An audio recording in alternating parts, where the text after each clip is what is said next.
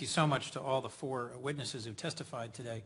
We're now going to begin 7-minute rounds of questions.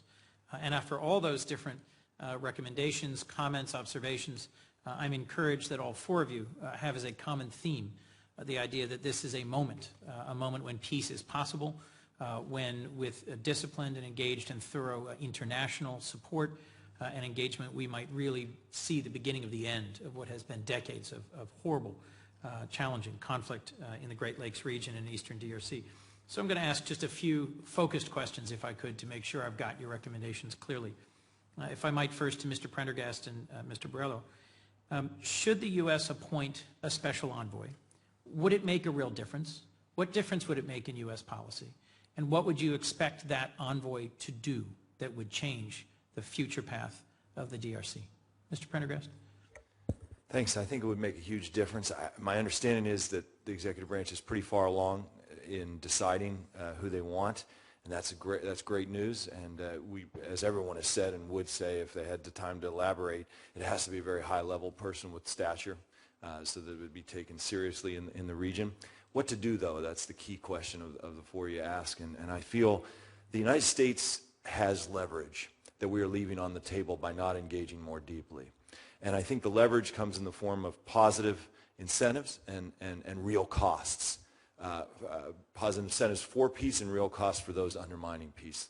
In a couple of sentences, the positive incentives can include implementation of the legislation that this very Congress passed 2 years ago in the Dodd-Frank by creating by ensuring that the regulations that the SEC has put forward are implemented, creates positive incentives for companies to ensure that on the ground they're not going to buy minerals that are mined illegally and violently. It's a very simple concept. It's a supply and demand. If the demand is there for clean, peacefully mined minerals, you're going to get a reaction on the ground, and that's already happening. And having traveled there extensively in eastern Congo in earlier this year and seeing the effects already of how people are trying to reorganize, we're going to see that increasingly. And if the United States and if the envoy as well can work to push forward working with the companies,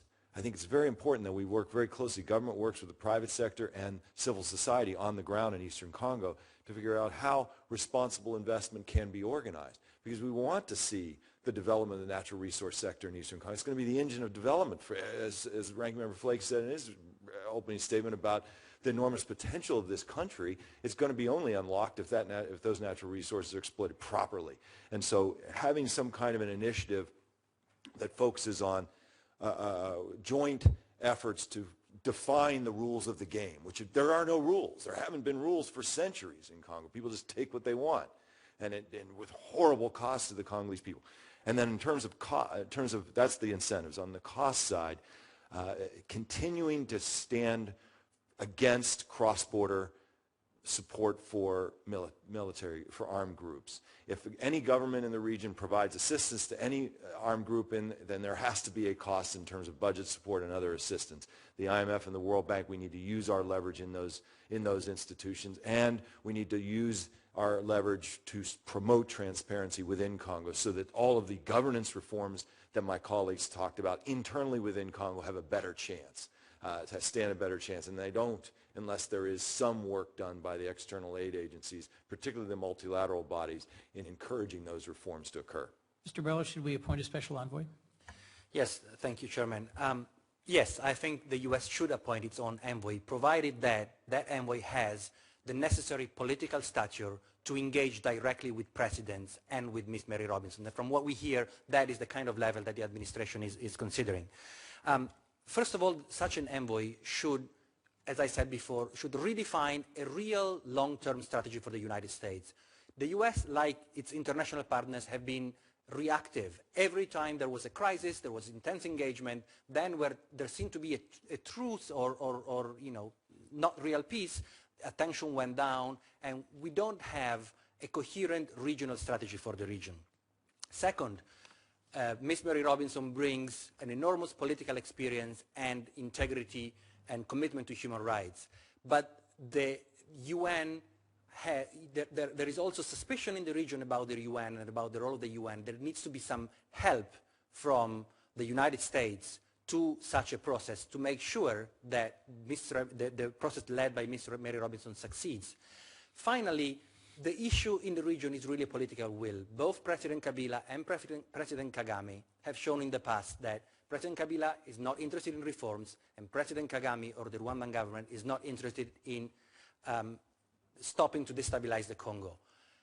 Just to bring you an example, as an observer of the region, I also read the Congolese and Rwandan press. When President Obama called President Kagame, the change in the attitudes of the Rwandan government happened overnight.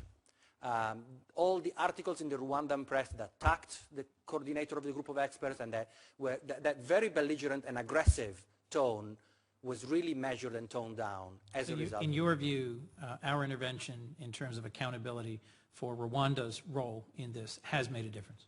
It has been. It could have been stronger. I think the aid suspended was only $200,000.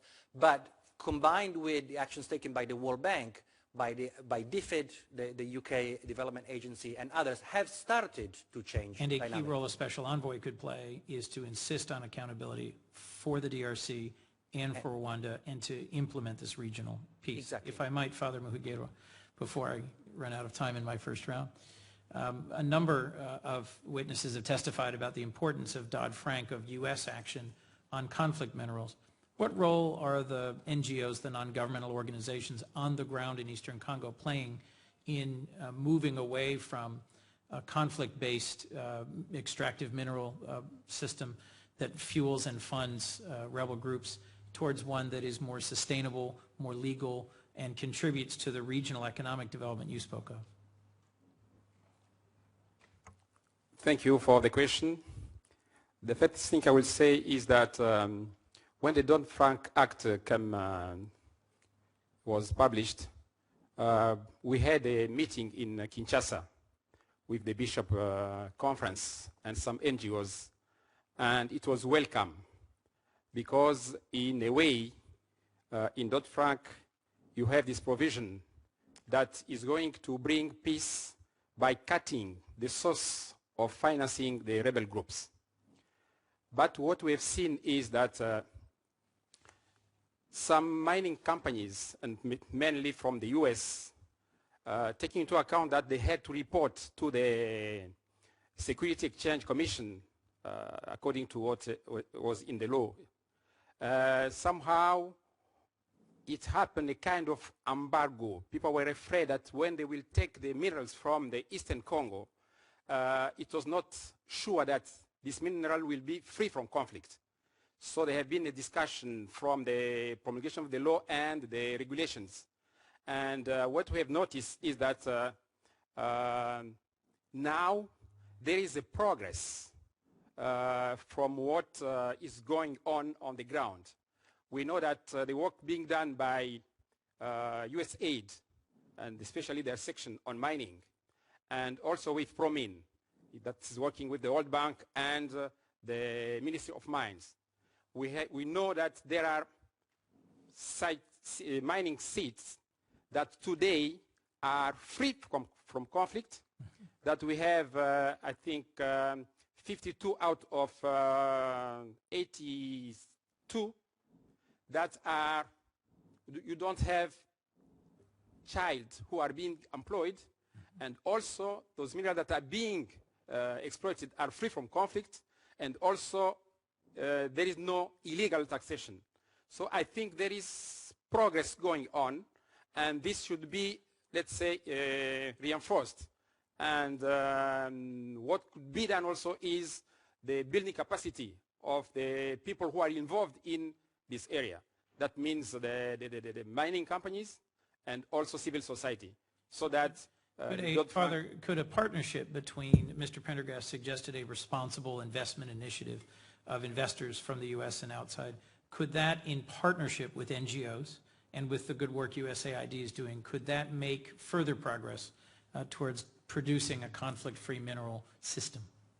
Yes, I would think so, because when you see the what's going on in the Katanga, for example, where you have Freeport McMoran, And when you see what's going on in the South Kivu with Banro, the Canadian mining company, you have in the North Kivu not a single mining company.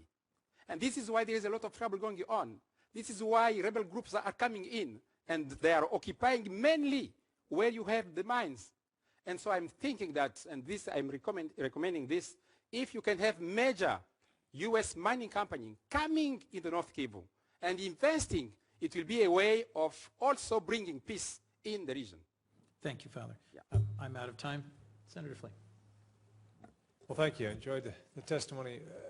With regard to the UN and their presence, you mentioned that MONUSCO's mandate had been changed.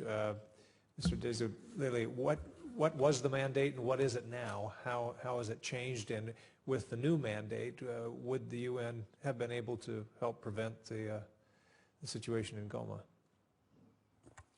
Thank you very much, Senator Flake. The mandate has primarily changed. One, it's been extended. Typically, that's what we do every 6 months. But two, the key change is the setting up, or the pending setting up of a brigade, an intervention brigade, which will use force to go after targeted militias. This will be a force that will be made of primarily African countries, but under the leadership of the UN. And then the appointment of the special envoy for the Great Lakes region, the former Irish President, Mary Robinson. The challenge, of course, moving forward is that in many ways the UN always had this mandate to protect civilians. It's called Chapter 7 mandate. And over the years, they've not been successful in applying it for various reasons. We hope that the appointment or the raising up of this new force will come with enough backing of the United States and the other members of the Security Council so that it perform the work that it's supposed to perform. Otherwise, it will raise false hope for the people of the region. What precedent do we have